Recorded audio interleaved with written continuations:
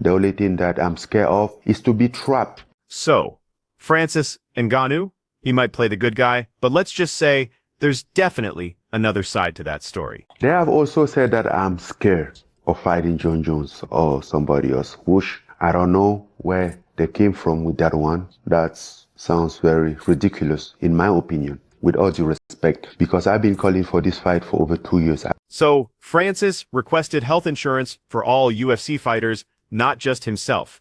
He also asked for fighters to have their own sponsorships, a right that was stripped from them years earlier. Plus, he requested a fighter advocate to be present during contract negotiations. The UFC flat out told him, "We don't do business like that." When he pushed for health insurance, they pointed out that he could easily afford his own. But here's the thing, that wasn't the point at all.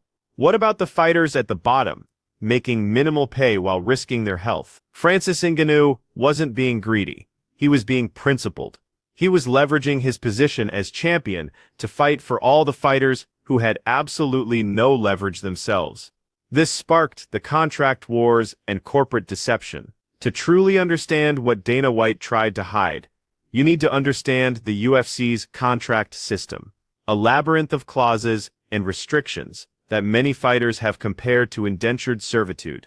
Ngannou articulated the contract problem perfectly, saying, "In that contract, I'm not free. In that contract, I'm not an independent contractor. In that contract, I have no rights. I have no power. I hand over all the power to you guys, and I've seen in the past how you can utilize that power. Just let that sink in for a second." The reigning UFC heavyweight champion, a man who had crawled from sand mines to world titles, was publicly stating that UFC contracts strip fighters of their fundamental rights as independent contractors. The only thing that I'm scared of is to be trapped, is not to lose my freedom, which I value very much. You guys know how the UFC contract can be restrictive, and as an independent contractor, you don't really have a say in that contract. You don't even have a right, so I can't do that. The UFC's contract structure includes several mechanisms specifically designed to maintain control over fighters even after their deals technically expire. We're talking about matching rights clauses, exclusive negotiating windows, and those champion clauses that automatically extend contracts. Ngannou envisioned completing 3 fights in 15 months or less, fighting John Jones, then Stipe Miocic, and then potentially Jones again. These were the biggest, most exciting fights in the division. He wasn't asking to fight cans while demanding champion money, but Dana White's public narrative was dramatically different. White announced that the UFC had offered Ngannou a contract that would have made him the highest-paid heavyweight in UFC history. Adding dismissively, "It's been fun while he's been here. I wish him the best." Ngannou, however, disputed this characterization entirely. His contract had already expired in early to mid-December. He was already a free agent. He hadn't gone public out of fret for ongoing negotiation. The UFC wasn't releasing him. They were simply acknowledging a reality that already existed while spinning it to make themselves look generous. More importantly, the UFC's offer came with conditions Ngannou found absolutely unacceptable. They refused to allow him to box, which was a lifelong dream of his. They wouldn't waive their matching rights clauses. They essentially wanted to maintain all the control mechanisms that Ngannou specifically identified as problematic. Ngannou described feeling slapped in the face by money, like the UFC was saying, "Just take the money and shut up." For a man who had fought his entire life for dignity and freedom, this approach was deeply insulting.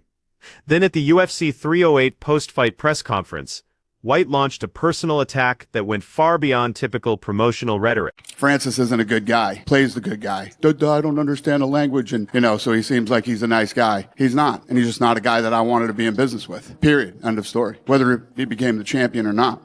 Now, this is remarkable for several reasons. White actually admitted he didn't like Francis as a person, and didn't even want to be in business with him. Yet, the UFC still tried to re-sign him to what they called a historic contract. If White truly believed Ngannou was such a terrible person, why on earth would he offer him the highest heavyweight contract ever? This contradiction completely exposes the real motivation. This was never about character. It was always about control. Yet, this very same Francis Ngannou went on to become UFC heavyweight champion. If White's judgment about who Francis was had actually been followed, the UFC would have cut a future champion in November 2024. White escalated his attacks dramatically. During an appearance on Andrew Schultz's Flagrant podcast, White alleged that Ngannou had physically accosted both him and UFC Chief Business Officer Hunter Campbell prior to Ngannou's departure. These allegations, conveniently, came years after the incidents supposedly occurred, and notably during a period when Ngannou was publicly succeeding outside the UFC. MMA analyst Luke Thomas rightly questioned why, if Ngannou was such a bad person, the UFC kept him on the roster and then tried to re-sign him to a massive contract. Thomas also noted that the bad guys White has continued to associate with, like Conor McGregor and Jon Jones, have found themselves in far more serious headlines and still remained UFC stars. Ngannou's response has been remarkably measured. Dana has lost in this situation, and he cannot stand it. Bro, I want everything. I left. It's been almost 2 years and the guy is still out there. He can't live without hounding me. Regardless of everything that happened, I'm not about him. On May 16, 2023, Ngannou signed a multi-fight deal with the Professional Fighters League. Former two-division UFC champion Daniel Cormier said it sets a new standard for what is out there in the free agent market. The contract included elements unprecedented in MMA. He negotiated a minimum $2 million purse for any opponent he faced, using his leverage not just for himself, but to ensure his opponents were fairly compensated. He became an equity owner and chairman of PFL Africa. He even earned a seat on PFL's Global Advisory Board, becoming the first active fighter to represent athletes' interests at that level. Then on October 28, 2023, Francis Ngannou stepped into the boxing ring against Tyson Fury, the reigning WBC heavyweight champion with a record of. Ngannou was a massive 14-1 underdog. Experts predicted he would be embarrassed, knocked out early, and exposed as an MMA fighter completely out of his depth. The boxing establishment had simply never encountered anyone quite like Francis Ngannou. They didn't understand that fighting Tyson Fury wasn't the most difficult thing he had ever done. It wasn't even close. He had already faced far more dangerous opponents: hunger, poverty, despair, hopelessness. Ngannou knocked Tyson Fury down in the third round with a left hook that sent shockwaves through the entire boxing world. He took the fight to the scorecards, losing only by a controversial split decision. One judge actually scored it for Ngannou. The man who Dana White suggested couldn't succeed outside the UFC had just pushed boxing's best heavyweight to the absolute limit in his professional debut. Ngannou then revealed he earned more from that one Fury fight than in his entire UFC career combined. His total UFC earnings over 7 years and 14 fights, approximately $3.8 million. His purse for one boxing match, reportedly around $10 million. They say we're going to give you back pay from the money we owe you from the Stipe and Ciryl Gane fights. All that, they never paid me back. Now I've made more money than I would have ever made in the UFC. I would say twice the money in my entire UFC career. The real king has spoken, and Dana White, for all his billions, simply cannot silence that truth. The bombshell isn't any single revelation. The bombshell is the sheer totality of it all. A champion walked away from the UFC and not only survived, but thrived. A fighter prioritized principles over profit and was ultimately vindicated. A promotion that claimed to be indispensable was proven to be merely one option among many. And a CEO who built his empire on controlling fighters' narratives lost control of the most important narrative of all, the truth. And remember, no matter what challenges you face, no matter what systems try to hold you down, the very same spirit that carried Francis Ngannou from the sand mines of Cameroon to the pinnacle of combat sports exists in every single one of us. The only question is whether we have the courage to use it. Thanks for watching, and be sure to check out other videos on the screen. And remember, they're going to be saying a lot of things. They're going to be trying to bash me, to devalue me. But no matter what, don't front. You have to remember who the real king is. The best heavyweight in the world. I'm the best heavyweight in the world. And I don't care what they say out there. Hey, man, I'm the man. You know, I'm the best. I'm the king. Dana White straight up called Francis not a good guy, while Francis Ngannou countered, saying he felt completely trapped and had absolutely no rights. Clearly, one of them isn't telling the whole truth here. And the real story involves a contract so unbelievably restrictive that the UFC's own heavyweight champion actually walked away from millions just to escape it. This is what they conveniently left out. Welcome to the Predator's escape from hell.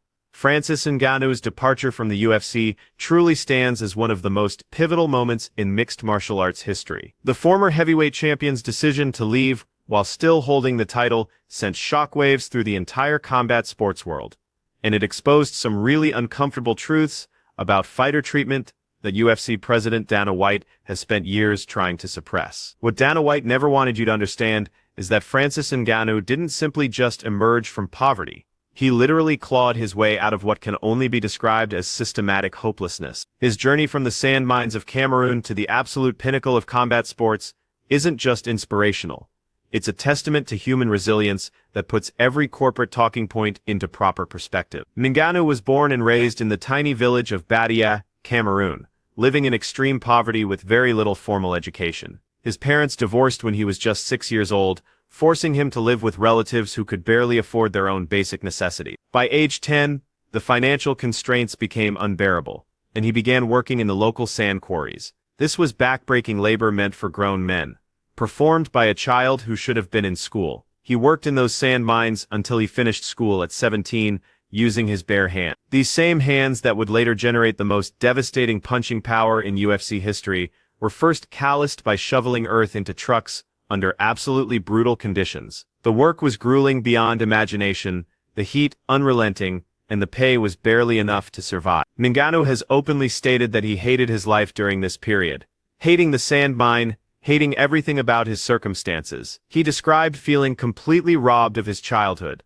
forced to work at an age when other children were playing games and dreaming freely. Even after working, he often couldn't afford basic school supplies. No pen to take notes, no notebook to write in, sometimes no shoes, and his uniform was often torn, while other children looked presentable. He vividly recalled being the laughingstock of his school, unable to afford even the most basic necessities. But here's where the story takes a critical turn, separating Ngannou from the millions who remain trapped in similar cycles of poverty, where others just accepted their fate as immutable. Ngannou harbored a secret flame, a burning desire to become a professional boxer, deeply inspired by watching Mike Tyson absolutely dominate the heavyweight division. His father's negative reputation as a street fighter became a paradoxical motivation. Ngannou decided he would channel fighting into something positive, pursuing boxing as a path to a better life. At 22, despite his family's reluctance and the skepticism of everyone around him, he began training, but illness forced him to stop after just a year. For the next several years,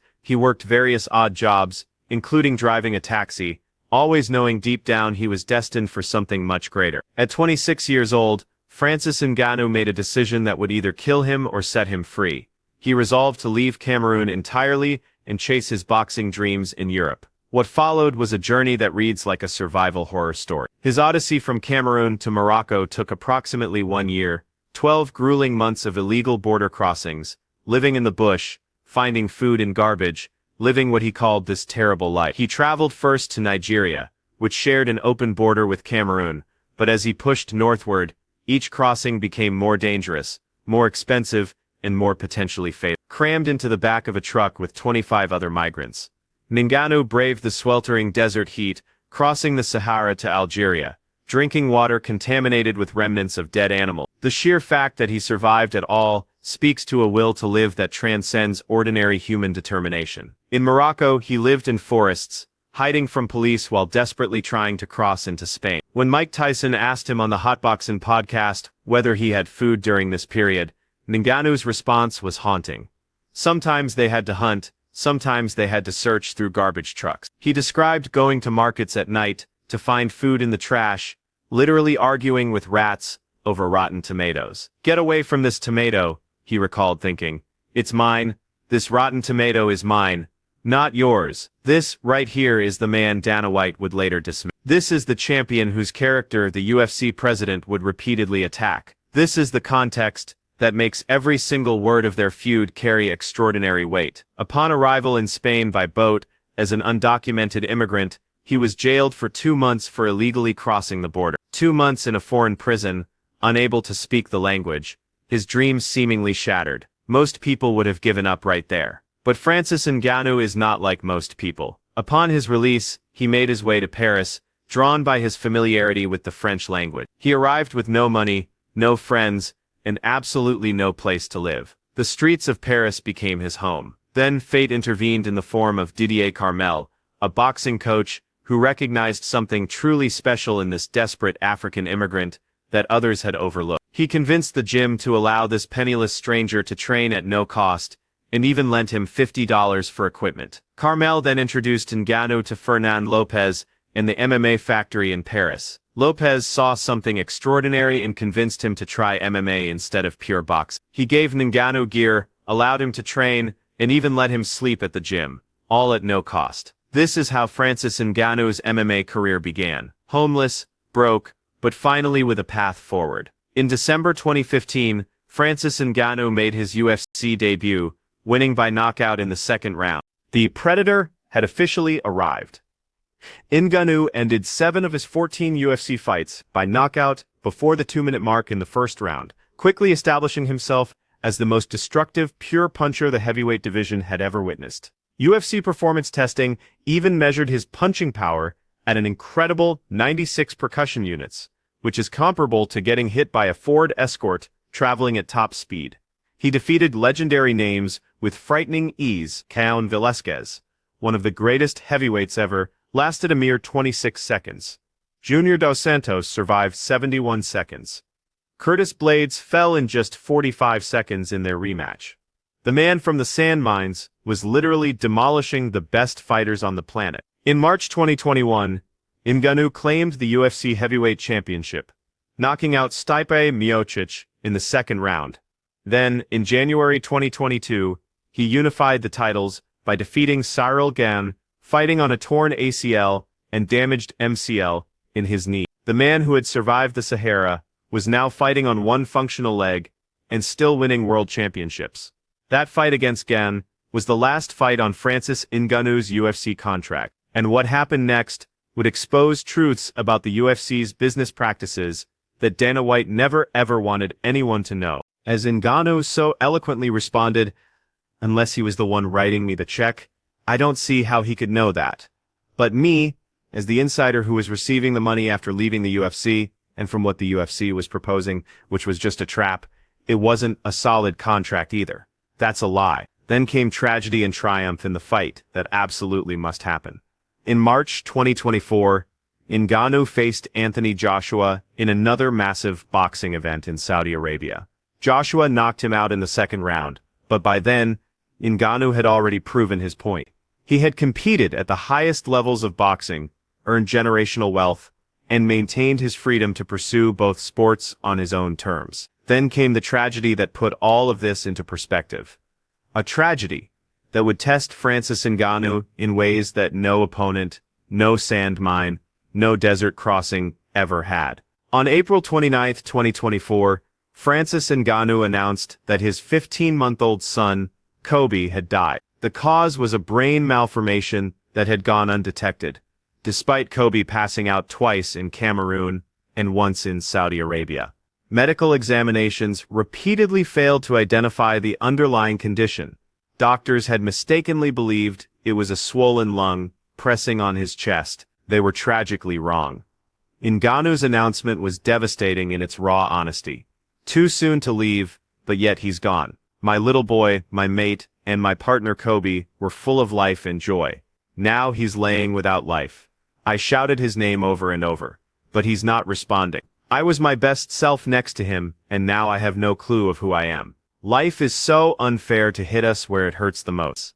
The man who had survived sand mines, survived the Sahara, survived prison, survived homelessness, survived everything the world could throw at him, was now facing a loss that no amount of strength could ever overcome. There is no training camp for losing a child. There is no strategy, no technique, no path forward that makes any sense. Ngannou was actually working out when his brother called. He was doing leg exercises, planning to shower afterward and call his son, as he always did. 30 minutes into his workout, his phone rang. "Things are not going well here," his brother said. Kobe had passed out, wasn't breathing, and was at the hospital. Minutes later, then came the words, no parent should ever hear. He's gone. I thought I was dreaming, Ngannou later recalled. I thought they were going to say, that's not true. I kept calling again, and everybody confirmed it. I called my mom is in tears. What is this? That was it. Ngannou described the agonizing aftermath, returning to his apartment and seeing all of Kobe's toys, the things his son had just been playing with, items Ngannou had taken from him just days before. Everything's still there, but the child was gone forever. If they ask you what do you want, or what can comfort you, you don't know. It's nothing. It's really about facing it daily. Take it one at a time. At least whenever I die, I'm going to go see my kid. I'm going to see him. I'm not afraid of death. That last statement reveals the true depth of Ngannou's grief. The world champion finding solace only in the thought that death would eventually reunite him with his son. He didn't know if it was genetic, didn't know if it was a curse, didn't know if more tragedy was coming. Everything suddenly felt fragile. The certainties that had driven his life seemed meaningless against this incomprehensible loss. For months he questioned whether he would ever fight again, but then, as he had done throughout his entire life, Francis Ngannou found a way forward. He decided to fight again, not just for himself, but for Kobe. I want to do something good in his memory, Ngannou said, not to be the reason for me to quit, but to be motivated and also to fight for him. I want him to be remembered, Ngannou said of Kobe, but not as the one to make me retire. Maybe the one who keeps me fighting. On October 19, 2024, Francis Ngannou made his return to MMA at PFL Super Fights against Renan Ferreira. The towering 2023 PFL heavyweight champion, Ngannou demolished him in the first round. He took Ferreira down, mounted him, and unleashed devastating ground and pound until the referees stopped the fight.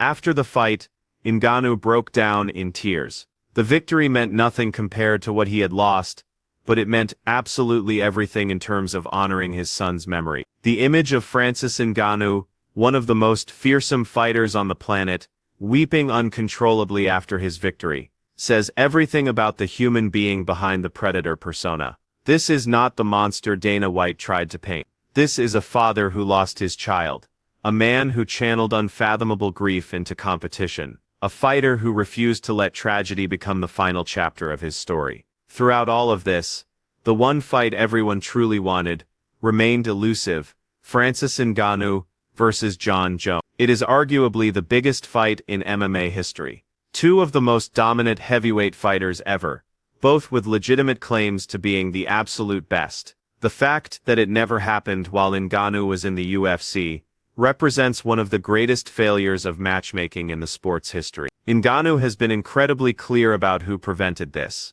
The only guy standing in the way of that fight is Dana White. I want the Jon Jones fight. I'm down for the fight. Jones is down for the fight. But this is a new narrative. I was down for a Jon Jones fight 3 years ago, and I am down for it now. Yet, remarkably, in June 2025, even Jon Jones himself acknowledged that a fight with Ngannou would be a real super fight. Jones posted on social media, "I'm hearing Francis Ngannou is still interested. Now we're talking." That's a real super fight. A clash of champions, not just hype. He held the UFC belt. I've defended mine for over a decade. Two kings from different roads. Ngannou responded, "You take care of the UFC, I'll take care of the PFL, and we'll finally find out who's the king of the heavyweight." PFL founder Don Davis has stated there are no obstacles to any deal people want to do. If the UFC is willing to co-promote, the fight can happen.